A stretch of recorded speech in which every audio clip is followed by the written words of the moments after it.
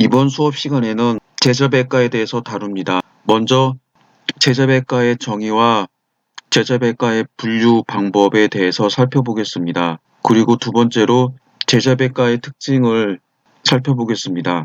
그리고 세 번째 유가, 도가, 법가, 묵가, 음양가, 명가의 특징을 살펴보고 대표적인 학자들의 사상을 살펴봅니다.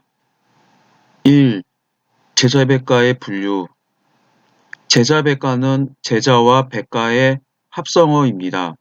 제자는 여러 자라고 하는 뜻인데 원래 아들자자인데 이 아들자자는 고대에 성 다음에 붙어서 훌륭한 학자들을 지칭하는 단어입니다.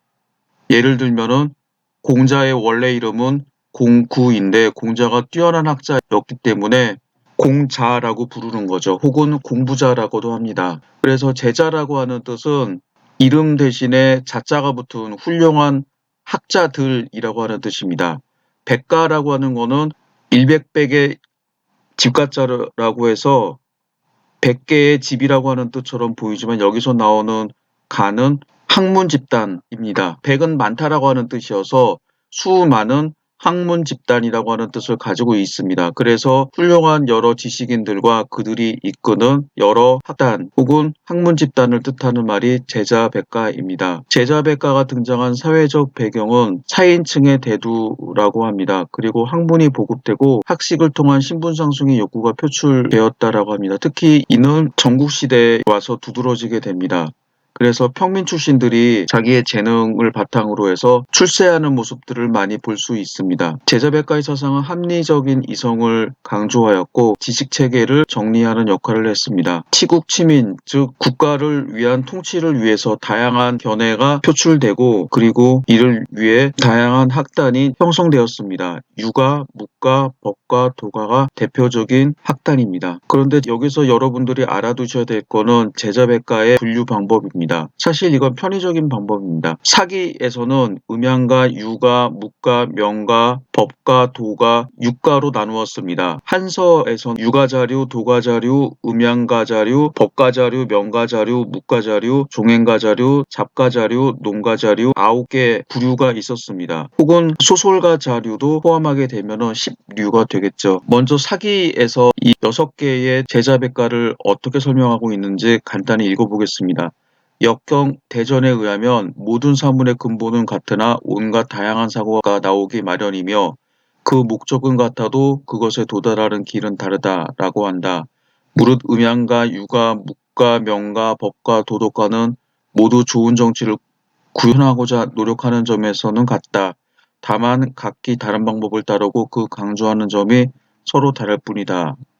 라고 해서 이 6가지 사상이 모두 좋은 정치를 실현하기 위해 만들어졌다라고 보고 있습니다. 지금 보시는 표는 한서 예문지 학문 분류입니다. 집략, 유계량, 제자략, 시부략, 병서략, 술수략, 방기략. 한서 예문지는 전환시대의 황실 도서관에 있었던 책들의 목록을 정리한 겁니다. 단순하게 책의 목록일 뿐만 아니라 학문을 분류한 거죠. 여기서는 세 번째로 제자략이 나옵니다. 이 제자략에는 유가, 도가, 음양가, 법가, 명가, 묵가, 종행가, 잡가, 농가, 소설가 등 10가지가 나오게 됩니다. 그래서 사기와 한서에서 각각 제자백과를 6개 혹은 10개의 학문 집단으로 나누었습니다. 그런데 여기서 여러분들이 조심할 것은 이 6개 혹은 10개의 학문 카테고리로 나눠져 있다라고 해서 반드시 이들이 한 가지 사상을 가진 것은 아닙니다. 예를 들면 유가는 예와 도덕을 강조한다라고 하는데 유가의 창시자라고 할 수 있는 공자는 노자한테서 배웠습니다. 노자는 바로 도가 사상가입니다. 유가의 대표적인 학자였던 순자의 두 제자가 있습니다. 한비와 이사입니다. 그런데 이 두 제자는 유가가 아니라 법가였습니다. 또 다른 예도 있습니다. 귀곡자라고 하는 사람이 있습니다. 일반적으로 도가사상가라고 하는데 귀곡자 제자 가운데 소진과 장의는 종행가로 불립니다. 그리고 또 다른 제자 손빈과 방현은 병가라고 불립니다. 이처럼 스승과 제자들의 학문 학파가 다른 경우도 많은데 스승의 학문 분야를 추종하는 중국의 학문 방법에선 쉽게 보이지 않는 것들입니다. 원래는 다양한 사상이 있는데 이런 거를 한 부분만 강조해서 이게 유가의 특징이다, 도가의 특징이다라고 말을 하는 거죠.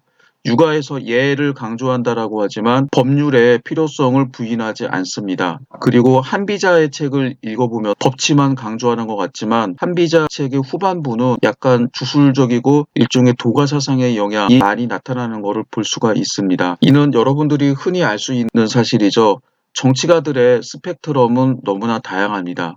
그런데 이 가운데서 한쪽만 따서 이 사람을 좌파다, 이 사람을 우파다라고 말하는 것은 잘못된 거죠. 그래서 여기서 학문의 분류, 교육을 위해서 유가, 도가, 법과 등 사상가들의 주요 특징을 살펴보는 것이 뿐이 반드시 이들이 한 가지 경향의 정치적인 사상을 가지고 있는 것은 아니다라고 하는 점을 미리 말씀드립니다.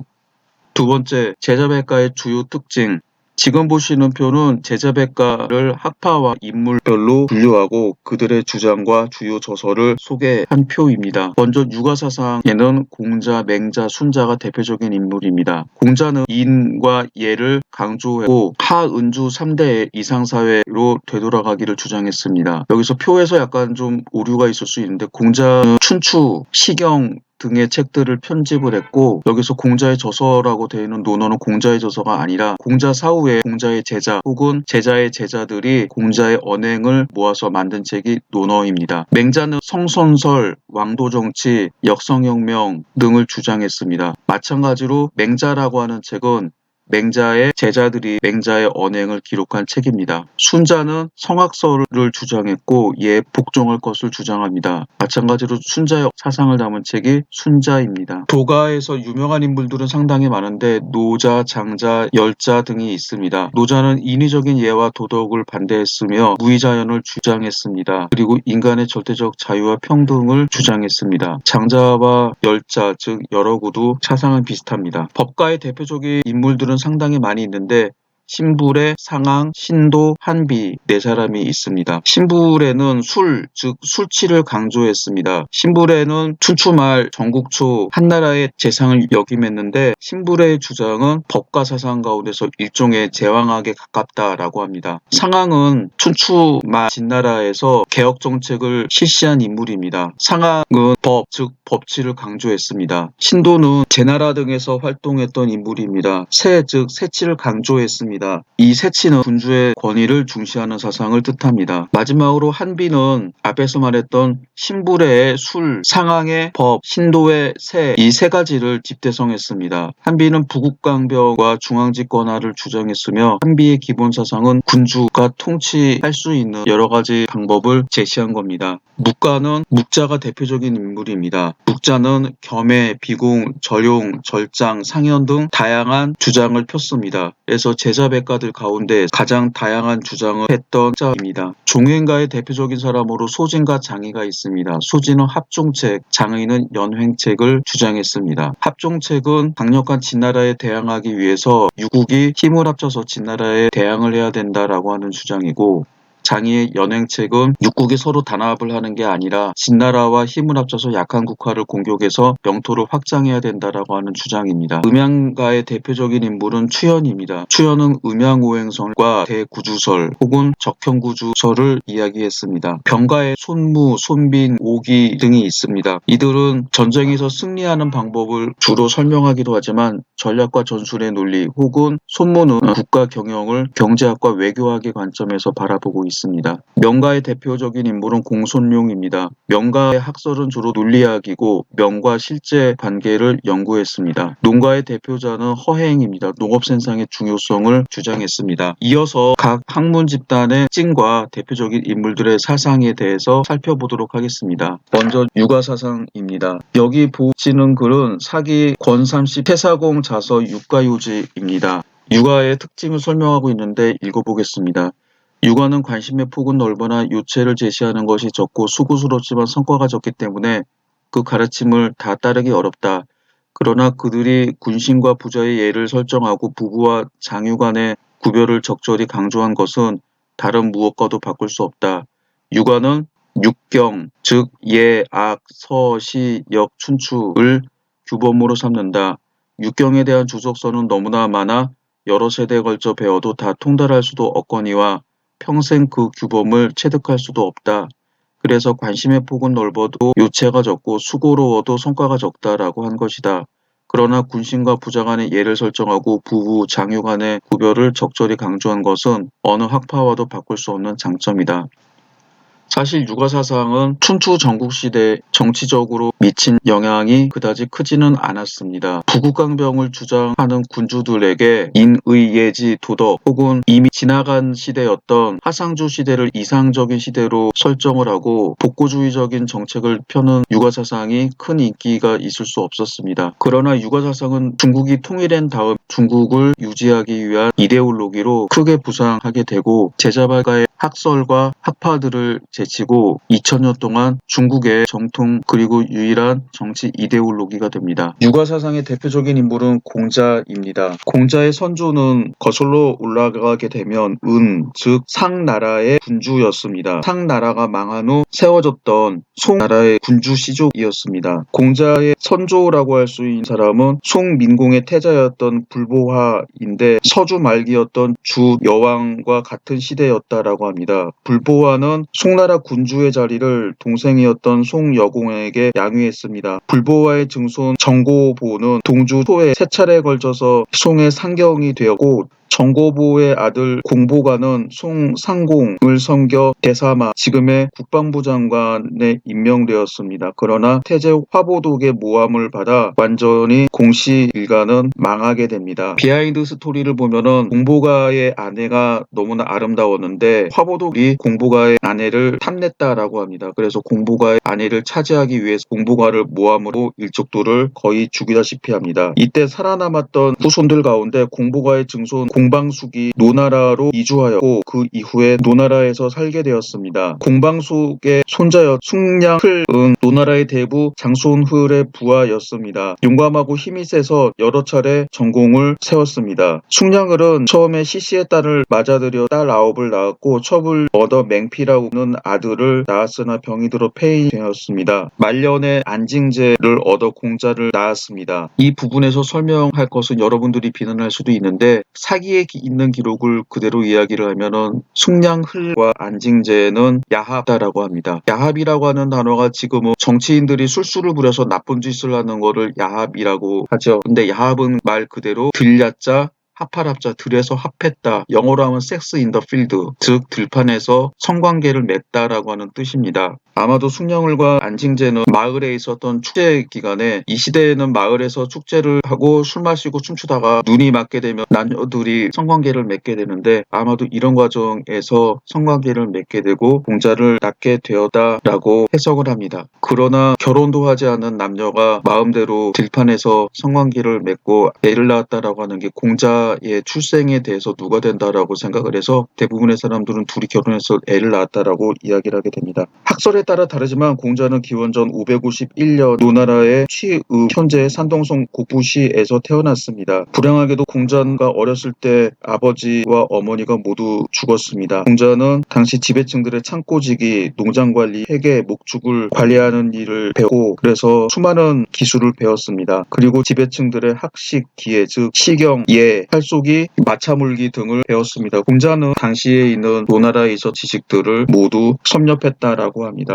공자는 노나라의 벼슬을 하게 되는데 이 노나라는 당시에 삼한이라고 불리는 세력들이 군주를 허수아비로 만들고 정치를 농단했습니다. 이 가운데서 일부 노나라 군주들은 삼한에 대항을 했는데 일부는 삼한에 패해서 제나라 등으로 망명을 가기도 합니다. 공자는 삼한이 아닌 군주 편이었기 때문에 망명을 가던 노나라 군주를 따라서 제나라로 같이 망명을 가기도 합니다. 그 이후 공자는 정치를 하게 되는데 중도제를 비롯해서 사공, 사구 등을 역임합니다. 공자는 기원전 500년 노나라 전공을 보좌해서 전공이 제경공과 협곡이라고 하는 곳에서 회맹했던 일이 있습니다. 이때 노나라는 제나라에 패한 상황이었는데 제나라는 레라고 하는 나라의 군대로 전공을 위협하려고 했는데 공자가 이를 잘 대처해서 노나라가 땅을 뺏기는 일은 없었고 외교적으로 큰 수확을 얻었다라고 있었다고 합니다. 이런 점을 보면 공자는 훌륭한 정치인이 될 만한 그릇이었습니다. 그러나 공자를 제대로 등용해주는 사람들은 없었습니다. 그래서 노나라에서 정치를 하려고 했지만 실패하게 되고 기원전 497년 노나라를 떠나서 위나라로 갔습니다. 그 이후에 공자의 편력은 계속됩니다. 그러나 공자는 14년 동안 여러 나라들을 돌아다녔지만 등용되지 못했고 일부 은자 혹은 지식인들의 조소를 받았습니다. 결국 공자는 정치가서 활약하는 것을 포기하고 노나라에 돌아오게 됩니다. 공자가 귀국한 후 노애공과 개강자는 공자를 우대했으나 정치에 참여할 기회를 주지 않았고 원로로서 자문했을 뿐입니다. 공자는 귀국 후 죽을 때까지 5, 6년 동안 옛 서적을 정리했습니다. 그래서 시 300편을 정리하게 되는데 이것이 시경이라고 하는 책입니다. 그리고 노나라에 있었던 공문서와 외교문서를 정리한 역사책을 편찬했는데 이 책이 바로 춘추입니다. 밀설에 의하면 공자는 기원전 479년 73세의 나이로 죽었다라고 합니다. 공자는 살아생전 위대한 정치가가 돼서 세상을 바로잡겠다라고 하는 꿈을 실현하지는 못했습니다. 그리고 공자의 사상은 복고적인 사상이었습니다. 산업사회를 이어서 벌써 IT 그리고 4차 산업혁명의 시대에 살고 있는데 만약에 제가 농업사회로 돌아가자라고 하면은 저는 미친놈이라고 이야기를 들을 것입니다. 공자도 마찬가지입니다. 세상이 변하고 있는데 이미 철기 시대로 진입했는데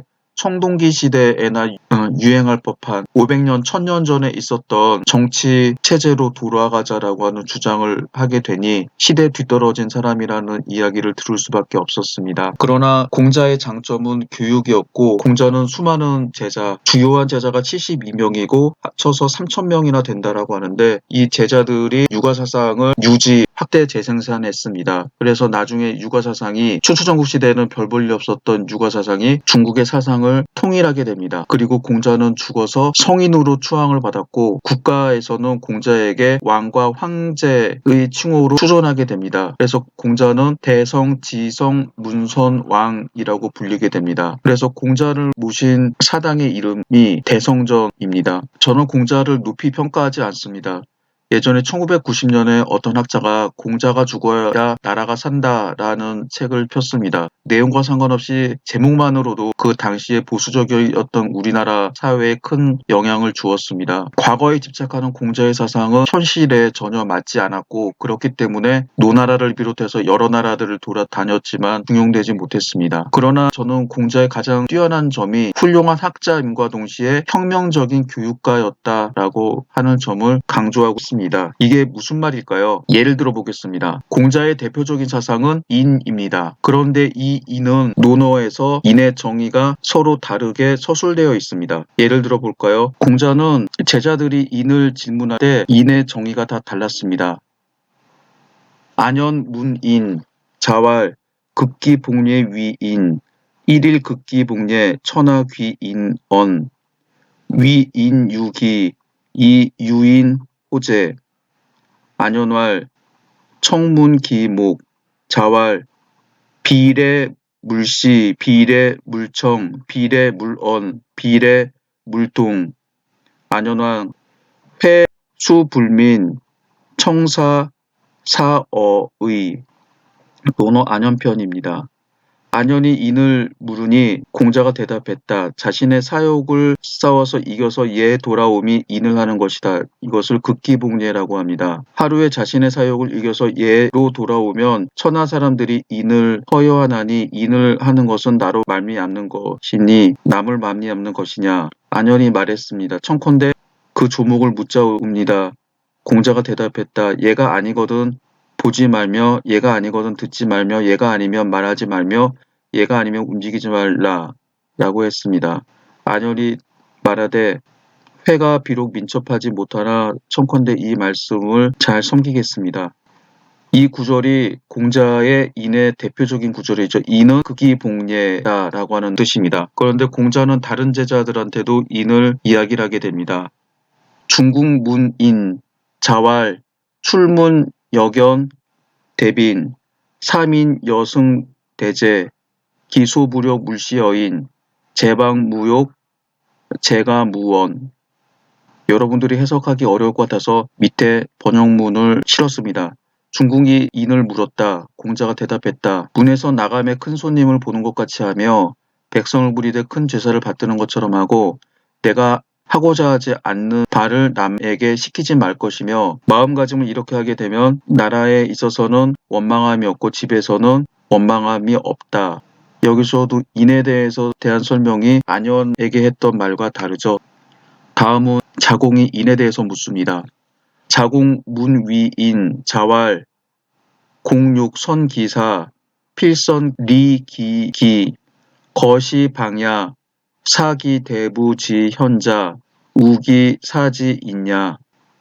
논어 위령공 편입니다. 자공이 인을 묻습니다. 공자가 대답합니다.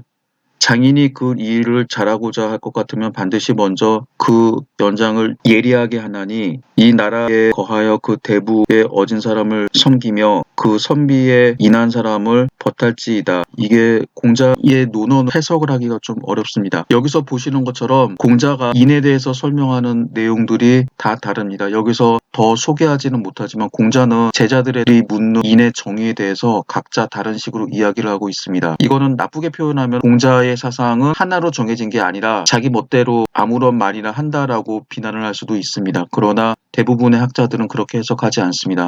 공자는 요새 말로 하면은 수준별 학습 혹은 눈높이 교육을 했던 것입니다. 즉 제자들의 성격과 지식 능력, 이해력에 따라서 제자들이 이해할 수 있는 말로 자기의 주요 개념인 인을 풀어서 설명했습니다. 이런 면에서 공자는 지금까지 있었던 어떤 교육자들 스승 중에서도 가장 뛰어난 스승이라고 할 수가 있습니다. 제가 유일하게 공자를 높이 평가하는 부분입니다. 유명한 정치정자에 대한 내용도 마찬가지입니다. 자공, 문정, 자왈, 족식, 족병, 민신지의, 자공할, 필부득이, 이거, 어사삼자 하선, 왈, 거병, 자공할, 필부득이, 이거, 어차이자 하선, 왈, 거식, 자고, 개, 유사, 민, 무신, 분립. 자공이 정치를 묻자 공자가 대답했다. 먹는 것을 족하게 하며 군사를 족하게 하면 백성들이 믿는다. 자공이 질문합니다. 만약 부득이하게 하나를 버리려고 하면 이 세 가지 가운데서 어떤 것을 버려야 됩니까? 공자가 대답합니다. 군사를 버려야 된다. 자공이 말합니다. 이 두 가지 가운데서 버리려고 하면 어떤 것을 버려야 됩니까? 먹을 것을 버려야 된다. 라고 말합니다. 예로부터 다 죽는데 백성이 신의가 없으면 나라는 제대로 서지 못한다. 라고 이야기를 하게 됩니다. 이 구절은 상당히 유명한 구절입니다. 식은 경제, 족은 군사, 신은 그대로 믿음입니다. 가장 중요한 거는 경제도 군사도 아닌 신, 정치가들이 반드시 기억을 해야 될 것인데 우리나라뿐만 아니라 전 세계에 있는 경제인들은 국민들과의 신뢰보다도 경제와 군사를 더 중요시 여기고 있습니다. 제경공 문정어 공자, 공자대왈, 군군신신 부부자자, 공활, 선제, 신여군 불군, 신불신, 부불부, 자불자, 수유속, 오득이식저. 논어 안현편입니다. 제나라 경공이 공자에게 정치를 묻습니다. 공자가 대답합니다. 임금이 임금 노릇하며 신하가 신하 노릇하며 아버지가 아버지 노릇하며 아들이 아들 노릇하는 것입니다. 경공이 말합니다. 좋도다. 진실로 만약 임금이 임금 노릇 못하며 신하가 신하 노릇 못하며 아버지가 아버지 노릇 못하며 아들이 아들 노릇 못하면 비록 곡식이 있으나 내가 능히 이것을 먹을 수 있겠는가? 자공에게 말했던 정치의 정의와 제경공에게 말했던 정치의 정의가 다르죠. 군군 신신 부부자자. 해석은 이거는 의역을 해야 되는데 각자 임금과 신하, 아버지와 아들이 각자 자기 맡은 바 역할을 잘 해야 된다라고 하는 그런 뜻입니다. 참고로 말하자면 제경공은 제나라를 망쳤다라고 할 수 있는 인물입니다. 호화스럽고 사치스러웠을 뿐만 아니라 형벌을 엄격하게 행해서 다리를 잘린 사람들이 많아서 의족이 많이 팔렸다라고 하는 기록이 남아 있을 정도였으니까요. 그래서 공자의 말은 제 경공이 군주로서 제대로 일을 하지 못하고 있다라고 하는 것을 풍자한 그런 내용이라고 볼 수 있습니다. 이어서 개강자가 공자에게 정치를 말하는 부분입니다. 개강자 문정어 공자, 공자 대활, 정자 정야, 자수 이정, 숙감 부정, 논어 안연편입니다. 개강자가 정치를 공자한테 묻자 공자가 대답합니다. 정치라고 하는 것은 바르게 하는 것이다. 그대가 거느리되 바름으로써 하면 누가 감히 바르지 아니하겠는가. 개강자는 삼환의 하나였던 개손씨 가문의 우두머리입니다. 이 사람이 정치에 대해서 묻자 바르게 한다. 바르게 한다라고 하는 말은 곧 군주에게 충성을 하고 군주를 허수아비로 만든 다음에 신하인 사만이 정치를 하면 안 된다라고 하는 뜻을 담고 있습니다. 이처럼 공자는 상황에 맞게 혹은 제자나 질문자들 수준에 맞는 교육 방법을 취했음을 알 수가 있습니다.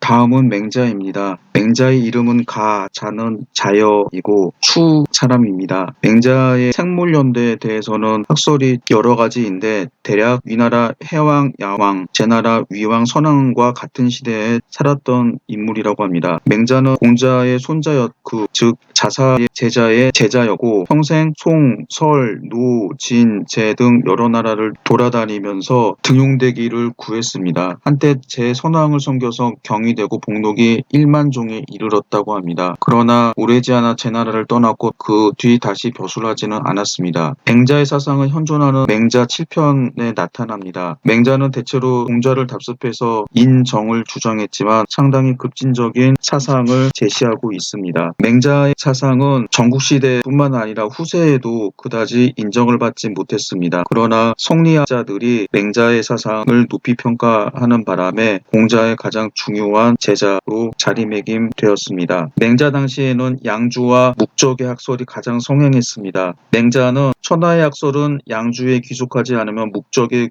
귀속한다 라고 말했습니다. 그러면서 이 잘나가는 두 사람을 비난하고 비판하는 게 자기의 임무라고 생각을 했습니다. 맹자가 이 두 사람을 어떻게 평가했을까요? 묵자의 겸에는 무부, 즉 아버지가 없는 것이고 양자의 위아는 무군, 즉 군주가 없는 것이다. 무부, 무군, 아버지가 없고 군주가 없는 것은 금수와 같다라고 말했습니다. 상당히 직설적이고 노골적인 표현입니다. 맹자는 인의 예지를 강조했고 성선설과 왕도정치, 역성혁명을 주장했습니다. 대표적인 구절을 읽어보도록 하겠습니다. 맹자 고 제선왕왈 군지 시신여 수족 즉 신시군여 복심 군지 시신여 견마 즉 신시군여 국인 군지 시신여 토계 즉 신시군여 구수.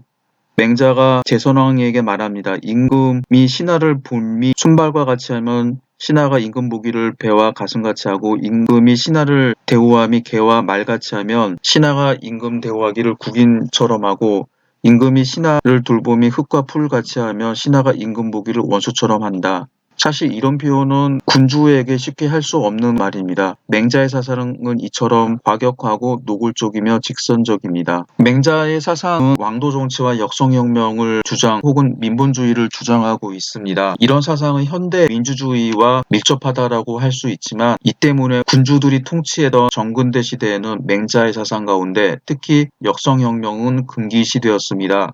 그래서 주원장이 명나라를 세우고 성리학을 국가 이데올로기로 삼음과 동시에 성리학의 경전인 13경을 과거 시험의 교과서로 만들었습니다. 그러면서 일종의 일종교과서를 만들어서 백성들한테 반포하면서 이 일종교과서에서 과거 시험을 출제하겠다라고 했었죠. 이때 맹자의 사상 가운데 역성혁명과 관련된 구절들, 지금 보시는 이런 과격한 구절들은 삭제했다라고 합니다. 백성들이 이런 것들을 배우지 못하도록 했다라고 하는 거죠.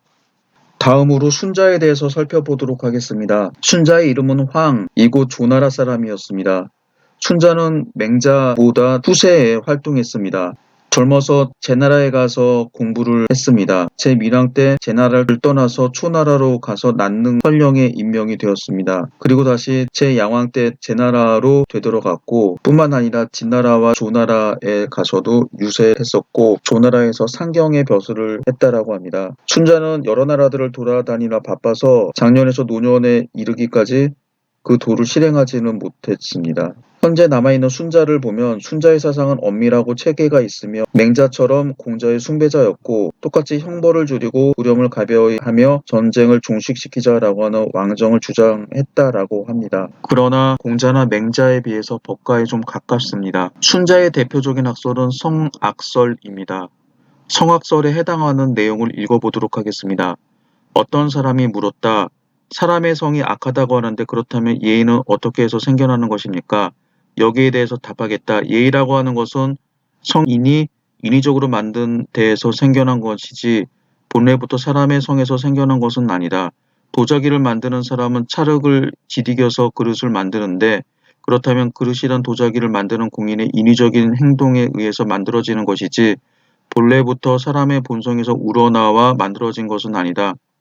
본래 공인은 나무를 깎아서 그릇을 만드는데 그릇은 기술을 가진 공인들의 인위적인 작용에 의해 만들어지는 것이지 본래 사람의 본성에서 우러나와 만들어지는 것은 아니다. 성인이 사고를 쌓고 인위적인 작용을 익혀 예의를 만들면서 법도를 일으켰는데 예의나 법도라는 것은 이 성인의 인위적인 작용에서 만들어진 것이지 본래 인간의 본성에서 생겨난 것은 아니다. 대저 눈은 아름다운 색을 좋아하고 귀는 아름다운 소리를 좋아하고 입은 맛있는 것을 좋아하고 마음은 이로운 것을 좋아하고 뼈와 살갗은 안락한 것을 좋아한다. 이것들이 다 사람의 정성에서 나오는 것이며 마음에서 자연적으로 느껴 사물을 기다리지 않아도 생기는 것들이다. 느껴서 능히 그렇게 되지 않고 반드시 사물을 기다린 후에 그렇게 되는 것을 인위적인 것이라고 이른다. 이것이 본성과 인위적인 것이 생겨나는 것에 있어서 그 서로 같지 않은 징조이다. 그러므로 성인은 본성을 교화하며 인위적인 것을 일으켰는데 인위적인 것이 본성에서 일어나면 예의가 생겨나고 예의가 생겨나면 법도가 만들어지는 것이다. 그러므로 성인은 본성을 교화하여 인위적인 것을 일으켰는데 인위적인 것이 본성에서 일어나면 예의가 생겨나고 예의가 생겨나면 법도가 만들어지는 것이다.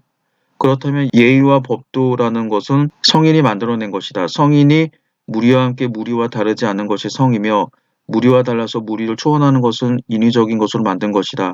대저 이로운 것을 좋아하여 얻고자 하는 것은 사람의 정성이다. 가령 어떤 형제가 있는데 재물을 분배한다고 할 때 정성을 따른다고 하면 이익을 좋아하여 얻기를 바랄 것이다.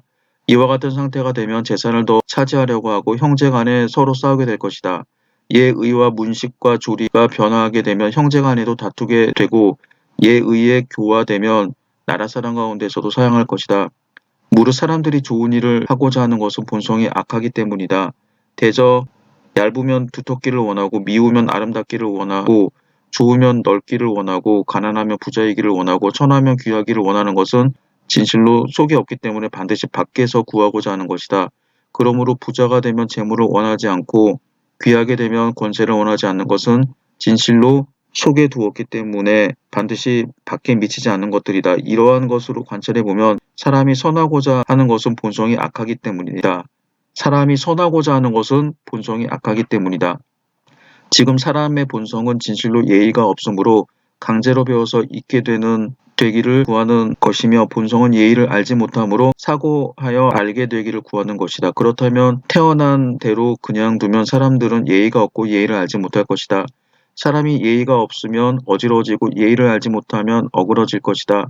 그렇게 되면 태어난 그대로에 그쳐서 어그러지고 어지러운 상태가 자신에게 있을 것이다. 이러한 것으로 관찰해 보면 사람의 본성은 악한 것이 명백하고 그 선하다 하는 것은 인위적으로 교정시킨 것이다. 사람의 본성은 악한 것이 명백하고 그 선하다는 것은 인위적으로 교정시킨 것이다.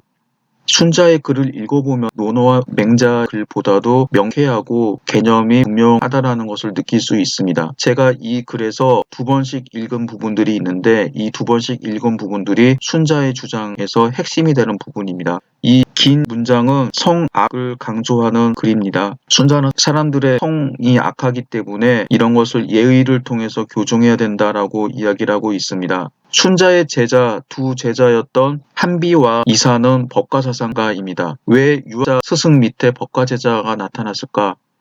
저는 곰곰이 생각을 해봤는데 법이나 예나 규칙입니다. 법을 어기게 되면 처벌을 받고 예의를 어기게 되면 비난과 조소를 받는다라고 하는데 어떤 경우에는 비난과 조소가 더 무섭습니다. 사람이 비도덕적이라고 해서 사회에서 비난과 조소를 받으면서 왕따당하는 경우가 있겠죠.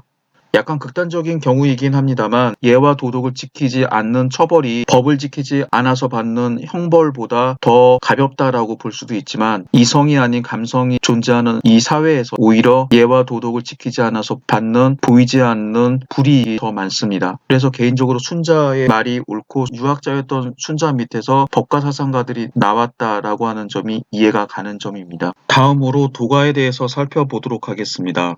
사기 권삼십 태자공 자서 육가유지에 도가는 다음과 같이 설명이 되어 있습니다. 도가는 사람들의 정신을 하나로 모으고 보이지 않는 실체와 조화되는 행동을 가르치며 만물의 풍요로운 자족을 강조한다.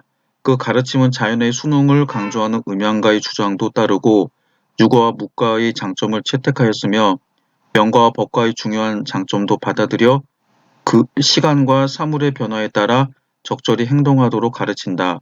때문에 풍속을 확립하고 일을 처리하는 데 있어서 합당치 않은 경우가 없으며 원리는 간단하고 쉽게 실천할 수 있어 수고로움이 적어도 성과는 많다.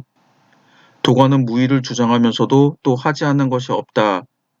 무불위라고 말하는데 그 가르침을 실천하기는 쉬우나 그 말을 이해하기는 어렵다. 그 가르침은 허와 무를 근본으로 삼고 자연과 시간의 변화에 순응하는 것을 행동의 원리로 제시한다. 그것은 어느 것도 완성된 상태로 여기지 않고 어느 것도 불변의 형태로 보지 않기 때문에 만물의 실체를 통찰할 수 있는 것이다. 또 물질을 앞세우거나 뒤로 젖혀놓지 않기 때문에 만물을 지배할 수 있는 것이다. 법이 있으면서도 마치 없는 것과 같이 시간의 변화에 따라 행동하며 규범이 있으면서도 마치 없는 것 같이 사물에 따라 맞추어 나간다. 이 글에서는 도가 사상이 음양가, 유가, 묵가, 명가, 법가의 영향을 받아서 장점을 많이 따르고 있다라고 말하고 있습니다. 앞에서 설명한 것처럼 도가, 유가, 묵가, 명가 같은 이런 학파는 한 가지 사상만 가지고 있는 게 아니라 서로 영향을 주고받았습니다. 여기에서도 알 수 있는 사실이죠. 도가의 대표적인 인물은 노자입니다. 노자는 무의사상과 소국가민을 강조했습니다. 노자에 대한 기록은 상당히 적습니다. 사기에 따르면 노자는 초나라 고현 사람이고 성은 이씨, 이름은 이, 자는 염으로 주나라 왕실의 사관을 지냈다라고 합니다. 공자와 같은 시대 사람이었지만 공자보다도 나이가 많았으며 일찍이 공자가 그에게 예에 대해서 물었다라고 합니다. 노자는 주 왕실이 쇠퇴함을 보고 벼슬을 버린 다음에 은둔했습니다. 그래서 그의 종족을 알 수 없습니다. 지금 남아있는 오천자의 노자, 즉 도덕경은 그가 종족을 감추어 함곡관을 떠날 때 함곡관의 우두머리인 관령 윤희를 위해 쓴 책이라고 합니다. 노자라는 책이 노염의 실제 저술인가에 대해서는 여러 사람들이 의심을 하고 있습니다. 일부는 전국시대에 사용하는 용어가 나오기 때문에 노자가 춘추시대 노염의 작품이 아니라 전국시대에 나타났고 일부 사상이 노염의 사상을 이어받은 게 아닌가라고 추측을 하기도 합니다. 노자의 학문은 전국시대 말 별로 유행하지 않았으나 전한 초기에 황로술이라는 황로학파로 유명하게 됩니다. 노자는 비록 오천자이지만 그 함축된 의미와 영향은 상당히 컸습니다. 노자는 인생, 문명, 정치, 종교 등 여러 문제에 대해서 독특한 견해를 가지고 있었습니다. 먼저 도가는 도를 중요시하죠. 그래서 이 도의 정의와 개념에 대한 글을 읽어보겠습니다. 도가도, 비상도, 명가명, 비상명, 무명천지 지시, 유명만물지모, 고상무욕, 이관기묘, 상유욕, 이관기요, 차양자, 동출이이명, 동위지현, 현지우현, 중묘지문. 쉬운 한자들인데 해석하기 어렵죠? 번역문을 읽겠습니다. 도를 도라고 할 수 있는 것은 참 도가 아니고 이름을 이름이라고 할 수 있는 것은 참 이름이 아니다. 무명은 천지의 시작이요 유명은 만물의 어머니이다. 그러므로 상무로서 그 묘를 보려하고 상류로서 그 요를 보려한다. 이 양자는 같은 근본에서 나왔으니 그 이름을 달리하니 이것을 한 가지로 말할 때 현이라고 한다. 현하고 현한이 중묘의 문이다. 번역문을 봐도 이게 무슨 뜻인지 알 수가 없죠. 그래서 육가요지를 썼던 사마천의 아버지 사마담이 말했습니다. 도가의 가르침을 실천하기는 쉬우나 그 말을 이해하기 어렵다. 여러분들이 이 번역문을 보면 알 수가 있을 것입니다. 다음 문장은 소국과민이라고 하는 내용을 담고 있습니다.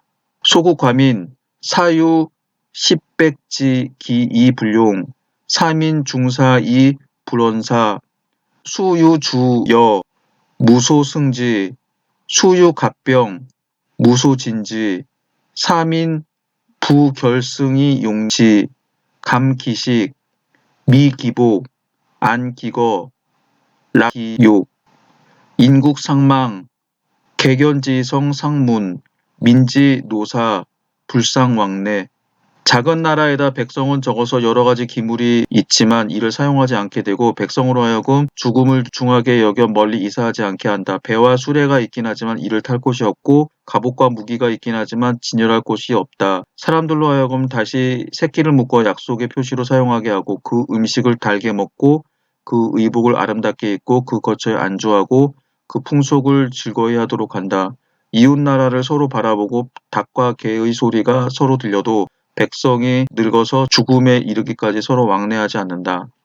노자는 원시적이고 백성들이 아는 것이 적어야 하며 나라가 작고 백성들이 적은 사회 공동체가 이상적인 사회라고 생각했습니다. 여전히 이해하기 어려운 문장입니다.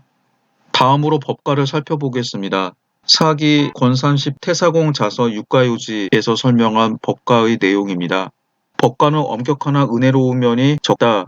그러나 군신과 상하 간의 구별을 올바로 설정한 그 가르침은 고칠 수 없다.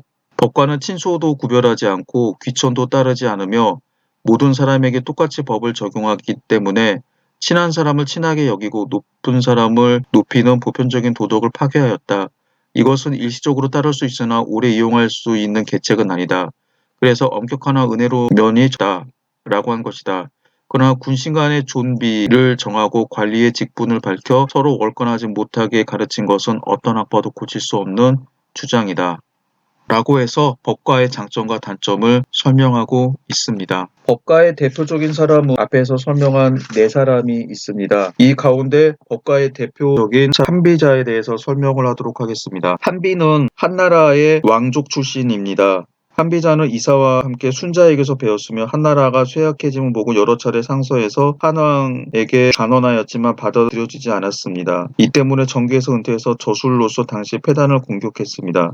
후에 진시황제죠. 이 사람이 한비의 책을 보게 됩니다. 그래서 한비를 얻고 싶다라고 해서 한을 협박을 해서 한비를 내놓게 했습니다. 한나라는 한비를 진나라한테 보냈으나 진왕정은 이사의 참언을 듣고 한비를 하호시켰고 끝내 한비는 옥중에서 자살합니다. 기원전 233년의 일입니다. 오늘날 전하는 한비자 55편은 후세 사람들이 증보한 곳이 있을 수는 있지만 대체로 한비의 작품이라고 믿는다고 합니다. 한비의 약설은 군주가 어떻게 법술과 권세를 사용하여 국가와 백성을 통치할 것인가를 말하고 있습니다. 그리고 한비는 육아의 현인 정치를 반대했습니다. 군주가 위력 있는 권력을 장악하면 중등의 재질을 가진 통치자라도 다스릴 수 있고 걸주와 같은 폭군일지라도 권력만 있으면 신하와 백성이 충성을 다해야 하고 반항이나 불평을 허용해서는 안 된다고 하였습니다. 결국 군주는 절대적인 통치자이고 군주의 행위가 어떠든 간에 신하와 백성은 반드시 복종해야 된다는 것입니다. 예전에는 한비가 말했던 이 구절이 옳다라고 생각을 했습니다. 그러나 지금 절대적인 권력을 행사하는 아베가 일본을 완전히 망쳐놓고 있는 것을 보면서 제 생각이 변했습니다. 아무리 시스템과 법률이 잘 갖춰져 있다고 하더라도 아베 같은 쓰레기가 나오면 나라는 망할 수밖에 없습니다. 반면 시스템도 갖춰지고 문재인 대통령 같은 훌륭한 인물이 나타나면 우리나라는 일본보다 훨씬 나은 선진국이 될 수밖에 없겠죠. 참고로 2년 전부터 우리나라의 PPP, 즉 구매력 기준 GDP는 일본을 추월했습니다. 평균적으로 우리나라 사람들이 일본 사람들보다 훨씬 경제적으로 부유하게 산다는 거죠. 한비자의 여러 주장 가운데서 한 구절을 읽어보겠습니다. 안술에 7가지가 있고 위도에 6가지가 있다. 안술은 다음과 같다. 첫째, 상과 벌은 옳고 그름에 따라 주어야 한다. 둘째, 화와 복은 선과 악에 따라 오도록 만들어야 한다. 셋째, 죽이고 살리는 것은 법령에 따라 시행해야 한다. 넷째, 사람을 평가할 때 현인인가 불초한 사람인가를 살필 뿐이고 사랑하고 미워함을 염두에 두지 말아야 한다. 다섯째, 사람을 평가할 때 어리석은 사람인지 슬기로운 사람인지만 살필 뿐이고 남의 비방이나 칭찬에 매어서는 안 된다. 여섯째, 일정한 법도가 있어야 하고 마음대로 일을 처리해서는 안 된다. 일곱째, 믿음성이 있고 속임수가 있어야 한다. 위도는 다음과 같다. 첫째, 법을 굽혀서 일을 처리하는 것이다. 둘째, 법을 넘어서서 확대하여 처리하는 것이다. 셋째, 남이 해로 여기는 것을 자신의 이익으로 여기는 것이다. 넷째, 남이 화로 생각하는 것을 자신의 즐거움으로 여기는 것이다. 다섯째, 남이 편안하게 여기는 것을 자신의 위태로움으로 여기는 것이다. 여섯째, 사랑해야 할 자를 가까이 하지 못하고 미워해야 할 자를 멀리하지 못하는 것이다. 이와 같다면 모든 사람들이 삶을 즐거워할 줄 모르게 되고 죽음이 소중하고 어려운 것임을 망각한다. 삶을 즐기지 못하면 군주가 존중받지 못하고 죽음을 싫어하지 않으면 군주의 명령이 시행되지 않을 것이다. 한비자의 여러 주장 가운데 7가지 안술과 6가지 위도는 한비자의 사상과 법과 사상을 완벽하게 요약하고 있습니다. 저는 개인적으로 가장 마음에 드는 구절이 사람을 평가할 때 어리석은 사람인지 슬기로운 사람인지만 살필 뿐이고 남의 비방이나 칭찬에 매어서는 안 된다. 사람의 재능을 평가를 하고 평판조회를 믿으면 안 된다라고 하는 건데 실제 요새 정치 돌아가는 모습들 그리고 국회의원 선거 때 공천하는 것들을 보게 되면은 의외로 사람들의 모함이나 잘못된 평판 조회 때문에 낙마하는 사람들을 많이 볼 수가 있죠. 이것은 공직자, 장차관과 청와대에서 근무하는 비서들, 그리고 판사, 검사 등 다양한 공직자를 선출할 때도 마찬가지인 것 같습니다. 처음에는 윤석열이 청년 결백하고 강직한 사람이라고 생각을 했는데 검찰총장이 된 다음에 본 윤석열은 장모와 마누라가 비리가 엄청나게 많은 쓰레기였을 뿐이죠. 그런데 잘못된 평판 조회로 이 사람을 검색청장으로 임명했으니 대통령이 무척 힘들 겁니다.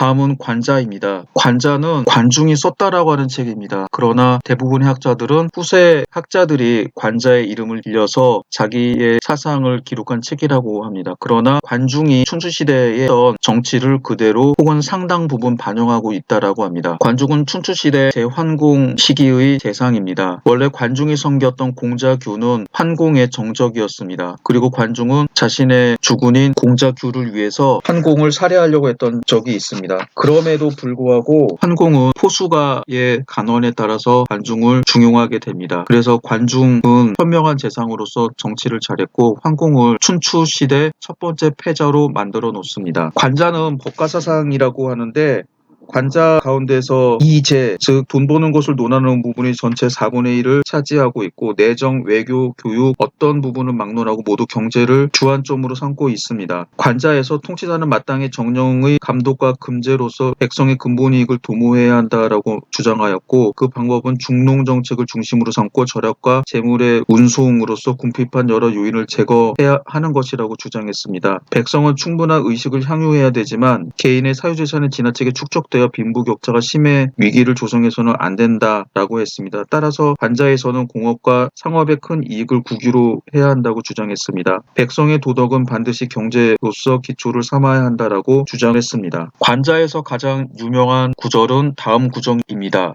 창름실즉 지예절 의식족즉 지영욕 창고가 가득 차야 예절을 알고 의식이 좋게야 영욕을 안다. 두 구절 모두 경제가 발전하고 부유해야 예절과 염치를 안다라고 하는 뜻입니다. 이 부분은 조금 심오한 그런 말인데 비유를 하자라고 하면은 민주주의와 시민의식은 경제적 발전과 복지 없이는 불가능하다라고 하는 뜻입니다. 민주주의와 경제의 관계에 대해서 여러 가지 이야기를 하고 있는데 적어도 1990년대에서 2000년 사이에 유럽이라든지 그런 나라에서 발생하고 있는 일들을 보면 충분히 이해할 수 있습니다. 특히 2007년에서 9년 사이에 발생했던 미국의 금융위기 미국의 금융위기가 세계 금융위기로 바뀌게 되죠. 그 이후에 사람들의 삶이 빡빡해지게 되고 복지 혜택이 적어지게 되자 미국과 유럽에서 구구파들이 생겨나게 됩니다. 그래서 그 구구파들은 자기 나라에 살고 있는 외국인들을 내쫓자라고 주장을 하게 되죠. 이게 극단화된 게 영국이 EU, 즉 유럽연합을 탈퇴한 바보 같은 짓입니다. 그래서 이러한 극우 세력들이 세력을 얻고 일부 나라에서 정권을 잡게 됐던 것도 바로 경제 상황이 나빠졌기 때문이죠. 그래서 일부 학자들은 말합니다. 시민의식과 민주주의는 경제 상황에 따라 퇴보하기도 하고 진보하기도 한다.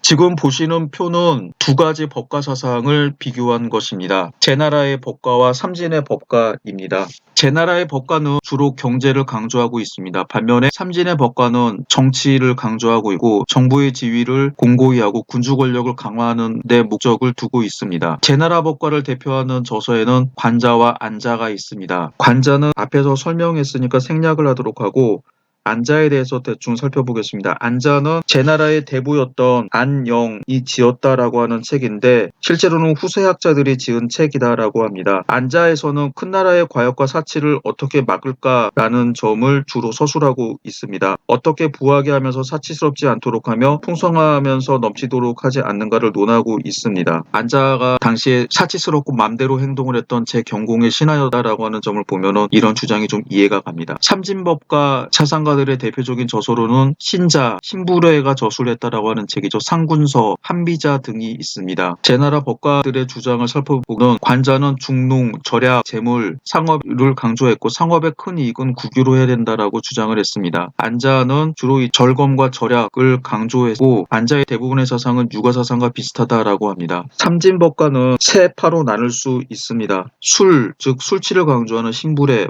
법치를 강조하는 이극과 상황, 세치를 강조하는 신도 이 세 가지가 있고 이 술, 법, 세를 집대성한 한비가 있습니다. 첫 번째 술을 강조한 학파입니다. 술은 권모로서 신하를 통솔하고 충신과 간신을 나누며 상벌을 내리고 신하들을 두렵게 하여 잘못을 저지르지 못하도록 하였습니다. 이 일파의 대표는 상왕과 같은 시대 사람인 한나라의 재상 신부래입니다. 그는 정나라의 신하였지만 한소후가 신부래를 기용하여 재상으로 삼았습니다. 신부래는 안으로 정교를 닫고 밖으로는 제후에 대처했는데 모두 15년 동안이었습니다. 신부래는 신자 2편을 저술했으나 지금 남아있지 않고 그의 통치술은 한비자에 간접적으로 서술되어 있을 뿐이라고 합니다. 다음으로 법을 중시하는 학파입니다. 법률을 제정해서 그것을 근본으로 삼고 엄한 형과 중한 상을 수단으로 삼아 철저하게 실행하도록 주장했습니다. 전국 초기 이극과 중기의 상황이 대표적인 인물입니다. 이극은 위 문우를 섬긴 일이 있었고 상황은 진 효공을 섬겼습니다. 그래서 위 나라와 진 나라가 강성한 국가가 돼서 국위를 떨치게 되었습니다.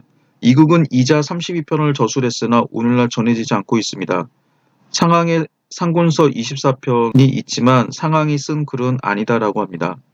다음 세를 강조한 학파입니다. 대표적인 인물이 신도입니다. 세를 강조한 학자들은 특별히 군주에 있어서 권위를 중요시하고 군주는 마땅히 정부의 권위를 장악해야만 백성을 호령할 수 있고 복종할 수 있다고 생각했습니다. 이파의 대표적인 인물은 조나라 사람 신도였습니다. 그는 맹자와 같은 시대 사람인데 11혼을 지은 적이 있으나 이 역시 전해지지 않고 있습니다. 현재 남아있는 신자는 위서라고 합니다. 이 세 개 학파의 학설을 집대성한 인물이 바로 전국 말년의 한비입니다. 한비의 학설은 체를 체로 삼고 법과 수를 용으로 삼았으며 도가의 무의 사상을 흡수하여 법과 사상이 가장 완전한 체계를 이루도록 하는 데 공헌했습니다. 요약하면 제나라 법과는 주로 경제 문제를 강조했고 제나라의 부국강병에 큰 영향을 주었습니다. 삼진의 법과는 위한조를 삼진이라고 하죠. 삼진의 법과는 위한조 세나라뿐만 아니라 진나라에 영향을 주었습니다. 그리고 이 네 나라의 부국강병에 크게 기여하게 됩니다. 다음으로 무가에 대해서 살펴보도록 하겠습니다. 사기 권삼십 태사공 자서 육가요지에 설명한 무가 사상의 설명입니다. 무가는 따르기 어려울 정도로 지나치게 검약을 강조하기 때문에 그 가르침은 완전히 실천하기 어렵다. 그러나 농업생산과 저령을 강조한 그들의 가르침은 본받을 만하다. 무가는 요순의 도를 받아들이면서 그 덕행을 이렇게 말한다. 즉 그 집은 3층 높이의 단위에 지어 흙계단 3개면 오를 수 있고 다듬지 않은 풀로 지붕을 덮고 석가래로 다듬지 않은 나무를 사용하였다. 그들은 질그릇에 음식을 담아 먹었으며 거친 곡식과 나물국을 먹고 마셨다. 여름에 풀로 만든 거친 옷감에 의복을 입었고 겨울에는 사슴가죽으로 만든 옷을 입었다. 묵가는 장례시에 두께 3촌을 넘지 않은 오동나무관을 썼고 고골에도 슬픔을 자제하였다. 그들은 이것을 모든 사람들에게 표준으로 제시하였으며 장례는 이런 식으로 치러야 된다고 가르쳤다. 그러나 모든 사람들이 이것을 본받는다면 좀비를 구분할 수 없지 않은가? 세상은 시대에 따라 변하며 사람의 규범도 반드시 같을 수는 없는 것이다. 그래서 묵가는 따르기 어려울 정도로 지나치게 검약을 강조하였다라고 말한 것이다. 다만 생산과 저령을 강조하면 개인과 가족이 풍족하게 되지 않는가? 바로 이 점은 묵가의 장점이며 다른 어떤 학파도 부정할 수 없는 주장이라고 한 것이다. 묵가의 대표적인 학자인 묵자는 노나라 사람이며 이름은 적입니다. 그의 생물연대는 알 수 없으나 묵자는 공자가 죽은 다음에 태어났을 것으로 추정되고 있습니다. 묵자의 직업은 기계를 제작하는 수공업자였습니다. 묵자는 노나라에 있을 때 자주 육아와 논쟁을 벌였고 그러나 그의 학설은 노나라에 영향을 끼치지는 못했습니다. 이것이 노나라를 떠난 이유이기도 했습니다. 묵자는 노나라를 떠난 뒤 송, 위, 제 등을 전전하다가 만년에 초나라에 갔는데 벼슬을 하지 못했습니다. 묵자의 학설은 처음에 초나라에서 성행하였고 맹자 생존 시대에는 천하에 양분하는 사상이 되었다라고 합니다. 묵가는 하나의 영구적인 조직체로서 기술 전수와 돈을 받고 성을 지켜주는 일을 했습니다. 따라서 그들은 방어술에 능하고 방어용 기계 제작에 능했습니다. 그러나 그들은 단지 침략을 방어할 뿐 공격을 하지 않는다는 것을 신조로 삼았습니다. 어떤 때는 약자를 돕기 위해 자진해서 성을 지켜주기도 했습니다.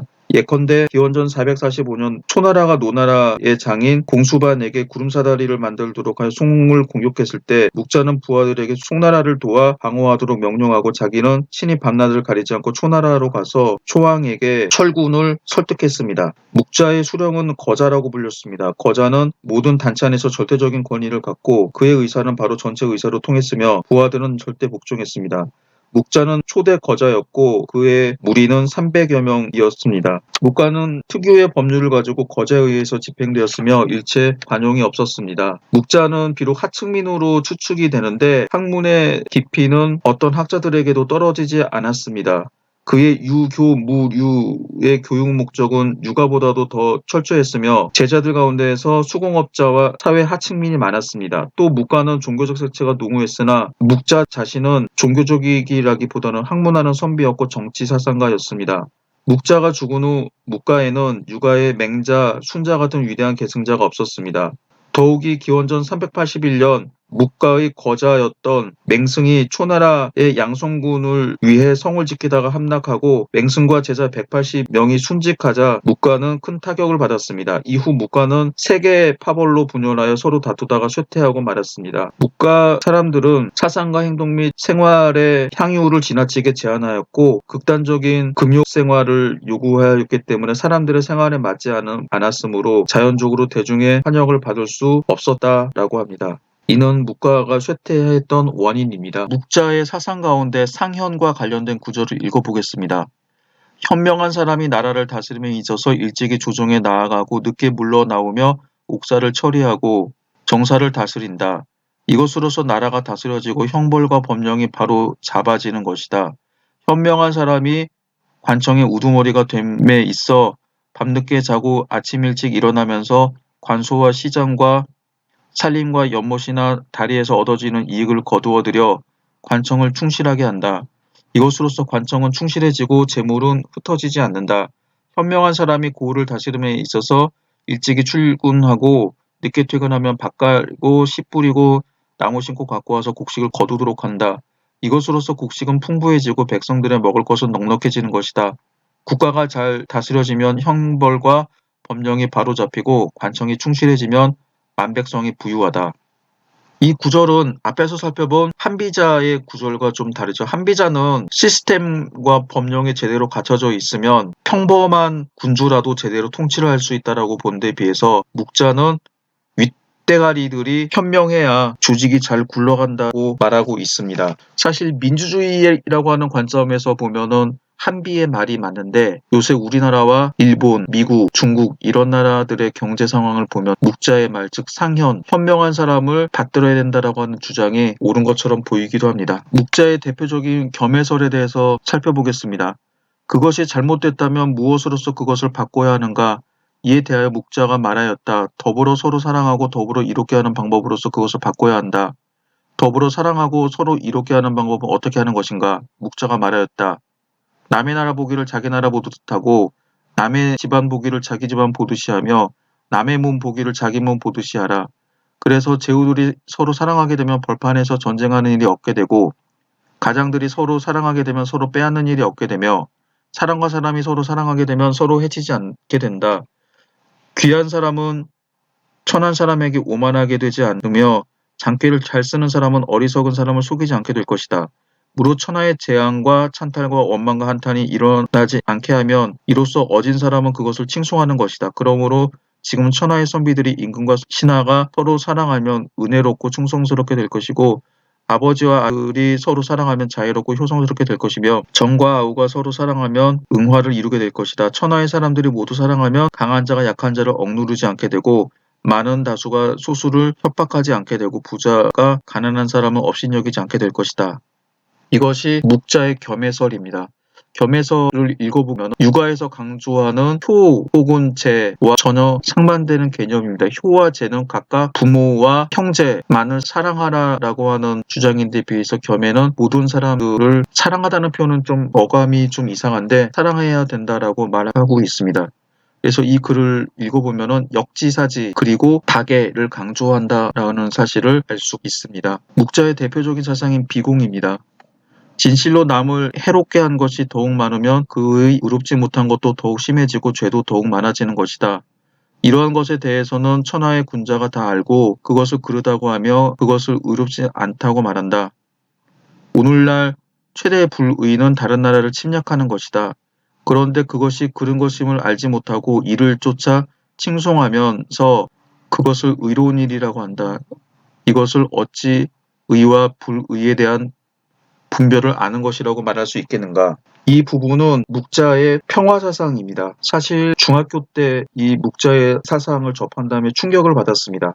제가 역사를 좋아했던 계기는 전쟁과 관련된 기록들, 사기와 삼국지 혹은 전쟁 영화를 보면서 역사에 관심을 가지게 됐는데 전쟁에 반대하는 학자가 있다라고 하는 게 상당히 신기했습니다. 그리고 묵자의 사상을 살펴보면 맞는 말들이 상당히 많이 있습니다. 물건을 훔친 자는 체포돼서 감옥에 가지만 나라를 훔친 자는 감옥에 가기는커녕 황제나 왕이 돼서 잘 먹고 잘 사는 거죠. 사물을 바라보는 관점이 상대적인 관점에서 바라봐야 된다라고 하는 점도 묵가의 중요한 가르침입니다.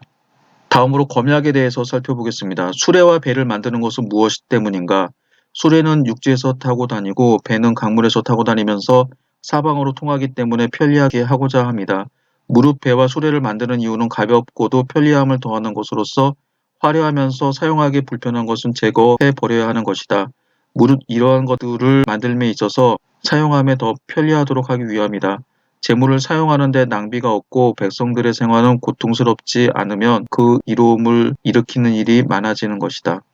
다음으로 음양가에 대해서 살펴보도록 하겠습니다. 사기 권삼십 태사공 자서의 육가요지의 음양가 설명입니다. 내가 보기에는 음양가는 길상을 크게 강조하고 여러 가지 피하는 일들을 가르쳐 사람들을 구속하고 두려움이 많게 한다. 그러나 그들이 계절의 순환에 따른 변화를 정확히 가르친 것은 놓칠 수 없는 장점이라 하겠다. 음양가들은 주로 천문이나 역법 혹은 미신 이런 것들을 주로 다룬다라고 합니다. 음양가의 대표적인 사람이 추연입니다. 추연의 적현신주 학설을 살펴보도록 하겠습니다. 이 부분은 사기에서 발췌했습니다. 추연은 육아에서 말하는 중국은 천하를 81개로 나누었을 때 단지 그 한 부분을 차지하고 있는 것이라고 여겼다. 중국은 적현신주라고 한다. 적현신주 안에는 9개의 주가 있는데 하우, 하나라의 우임금이 정리한 구주가 이것이다. 그러나 이러한 주는 주로서 셀만한 것이 못 된다. 중국 이외에도 적현신주와 같은 것이 9개나 되는데 그것이 바로 구주이다. 그거대는 작은 바다가 있어서 구주를 두르고 있는데 백성들과 짐승들이 서로 통하지 않으며 그 한 구역 안에 있는 것을 일주라고 한다. 이와 같은 것이 9개이며 거기에 큰 바다가 있어 그 밖을 두르고 있는데 그것이 하늘과 땅의 끝이다. 추연이 기술한 것들은 모두 이와 같은 종류이다. 그러나 그 요점은 반드시 인의, 절, 야, 근검, 그리고 군신, 상하, 육친 사이의 일로 귀척되는데 그 처음은 크고 넘친다. 왕공 대신이 처음 그의 학설을 들으면 깜짝 놀라 그의 설에 감화되지만 그 뒤에는 그것을 실행할 수 없었다. 추현의 사상 가운데서 가장 독특한 것이 적현구주 혹은 적현신주라고 하는 겁니다. 여러분들이 이 문장에서 읽어서 아시겠지만 결국은 중국은 전 세계의 99, 81, 81분의 1에 불과하다라고 하는 게 추현의 주장이죠. 이것은 중국 중심의 사고와는 달리 중국이 지구의 일부분에 불과하다라고 하는 상대론적 관점을 가지고 있습니다. 만약에 추현의 사상이 중국 정치 사상의 핵심이었다라고 하면은 중국이 자신들만이 세계 중심이라고 하는 거만한 중화 사상을 가질 수는 없었겠죠. 불행하게도 추현의 사상은 주류에 받아들이지 못하게 됩니다. 이 밖에 추현이 주장했던 오덕 종시설에 대해서 설명을 하도록 하겠습니다.